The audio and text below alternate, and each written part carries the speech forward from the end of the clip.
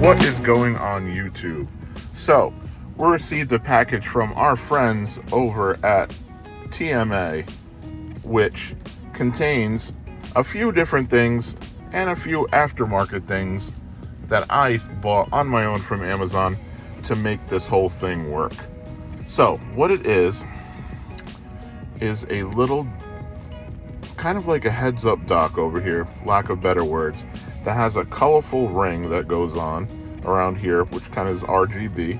And what it is a MagSafe connector that kind of connects in over here like this, and then it'll connect in over there. What is cool about it is not only it will hold your phone, but also holds this piece, which is a screen that will show Rainbow Road, your car, a couple other functions like opening up the trunk, opening up the front, opening up the passenger side door, preheating the vehicle. Kind of a cool little UI to just have centered where I'm going to put it over to the left of my screen over here. I'm going to try to maneuver it over there. What it does is it connects in with these hooks. And what we do is we press down with some pressure, and it'll bring these hooks up to kind of latch, and it holds in really securely. I did have to buy this third party, which TMA did send me a reimbursement for because the prongs were broken on one of them. It was a test unit, and it just, things like that happen. Yours will be fine, but just note that they did go out their way, customer support wise, to help me out and get this product reviewed for you guys. So here's the thing. Oh, if you don't have a MagSafe, they send you these rings that you can attach to a phone of your choice, which you won't have to worry about it being MagSafe. But I don't need that. I got an iPhone, so all good to go. They also do set a spudger. They also send the unit, which controls it via Bluetooth, into this area where this will be the controller. This is the power, and this jumps to the computer, which is down below here where everything seems to go. Now here's the catch for me. This needs to be powered though. This unit will catch it no matter what, but it needs to be powered, which it does have a USB-C on the bottom. Some of the models that they sell of these do not have this USB-C, so when you connect that, it'll work fine, perfectly, because it's connecting the draw for through the wireless cheat. But in any case, we still have to connect this USB-C and run it. I don't like wires, especially they run down here, run over here, run to the center console and whatnot. So what I did is I went and picked this product up off Amazon. I'll leave it in the description below. And what it is it'll jump into this charger, which this is an OBD port. And I have an OBD port connection, which runs to USB-C, which I then have a gigantic braided USB-C wire, or USB-A, because it's a USB-A connection, to a USB-C. So I'm going to go ahead and, in essence, put this in, which will then jump to this, which will then run all the way over underneath this console, connect in nicely over there, and be foolproof looking. Let's see if we can make this happen on this extremely windy day out here in Rhode Island. Garbage all over the place in my yard because this wind. Any case, let's go. All right, just like any install that we've ever done, considering putting in power to anything up here, got to break this down. So we're going to take this off. We're going to take this off. We've done it a million times. Not going to really show it foolproof, but take the spudger. This pops off. This will then pop off. There's a clip underneath here. Take that off. There's another clip. Take that off. You're good to go. Let's get it all removed. Okay, so we have everything pulled apart and pulled up. And right here, we have one that we can jump from. So what I am going to do is go ahead and install this, and then I will jump to the OBD port, which is right here, and we'll go ahead and hook up wires, test things out, see how they work.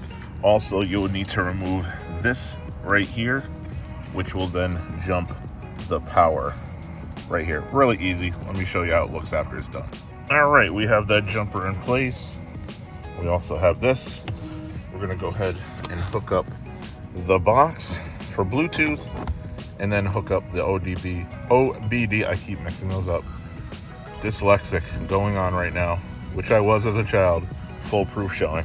So let's go ahead and hook this up, put this in, run that wire, see if we got power. So after testing, it does seem that this OBD port right here does not work with this connection up here. It only works with the one in the back. So I'm not going to run this today back there, which is really easy to do. You take off the back panel behind the center console, run it, and it's easy as running the wire up through the side over here, which that's popping out a little bit, and then come up through here, run it over, and then just going into that area over there where I'm going to place it. It'll be really easy to do, but I'm not going to do that today. I'm just going to get this go ahead and going, and then show you with a soft connection and show you how it works, because it does work and it looks pretty cool. So let me get that hooked up, or at least get this tidied up. As I stated, we have this just going into here,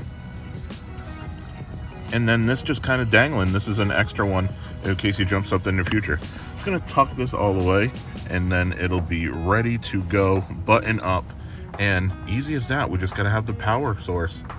Simple stuff. Let's go. All right, so learning as we go.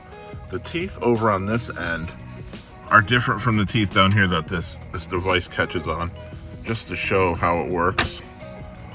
Basically, you just slide these teeth into where these notches are down here, and it won't scratch it or anything. It just fits in accordingly.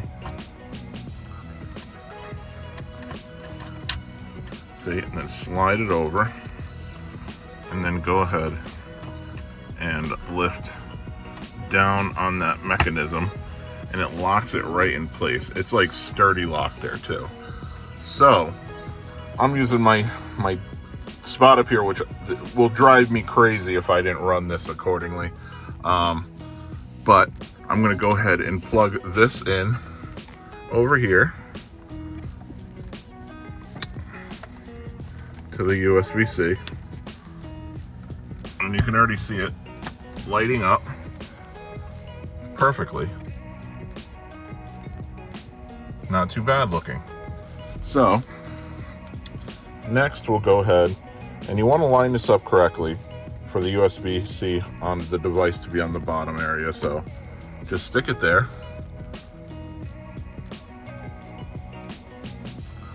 And it should come up, see, it comes up a couple seconds later.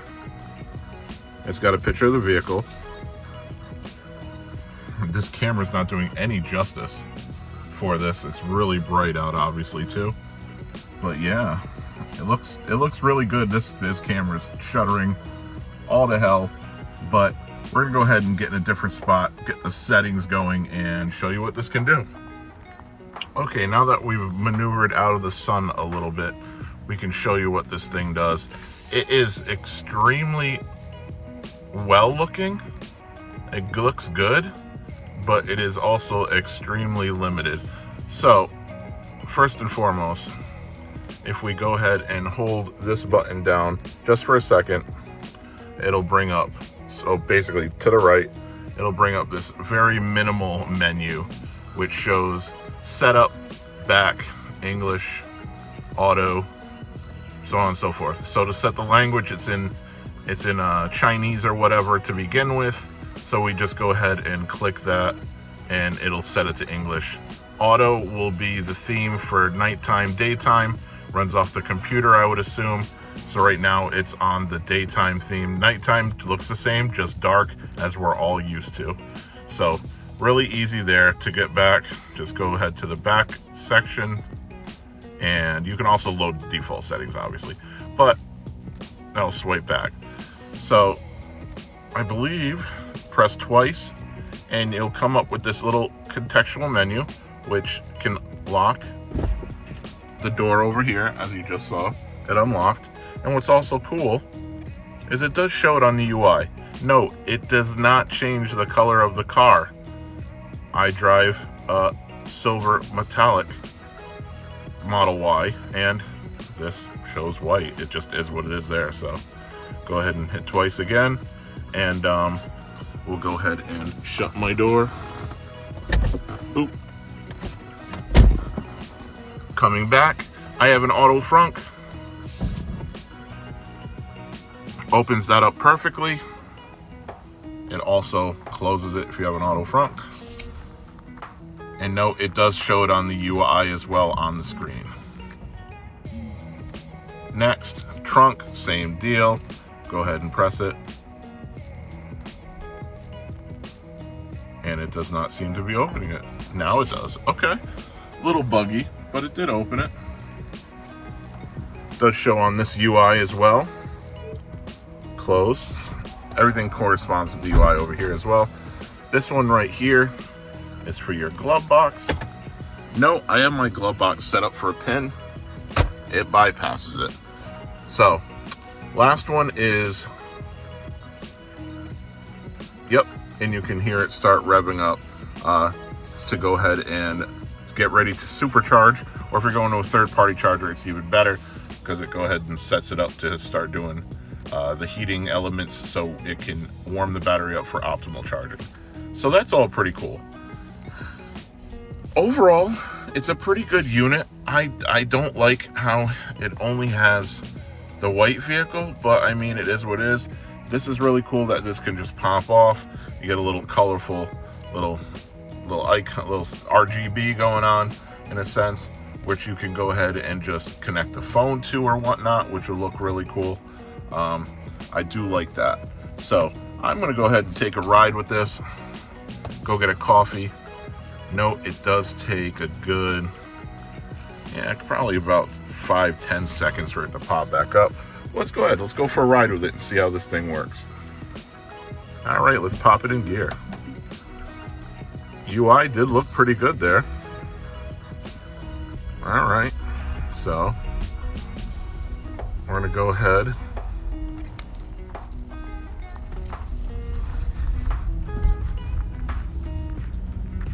Not too bad. I notice it does have the regen for power. It does pick up well. Also goes to green. That's pretty cool. Not too bad. Let's get to some open space. We'll hit autopilot real quick, see what happens. All right, and we are on a road where we can go ahead and do a little bit of autopilot. So let's go ahead. Looks like it automatically shows the Rainbow Road, which is pretty cool. Does have the nag as well. Nice. So my final thoughts are, it's a great product, small form factor. I love how you can take this off and use it as a charger right up here too as well. It'd also be even better for someone other than myself who doesn't have a screen right here. That would come in very handy just to have it right in front of you right there. It's not a bad product. I like it. I think it's great for a lot of people, and I think they'll get a lot of use out of it. The one thing I wish it did have was an updated UI to reflect the color of your vehicle, and a couple more settings in there as well. It is very limited there, but for what it's worth, a Qi MagSafe charger with an added UI for your Tesla, not a bad deal. I think it's worth it for a lot of people. Go ahead to TMA, use code JTheDev, and receive some money off your order on everything at checkout, not just this product. Great offers they have over at TMA, and everyone should go over and check them out. So until next time, YouTube, thank you so much. Have a good one.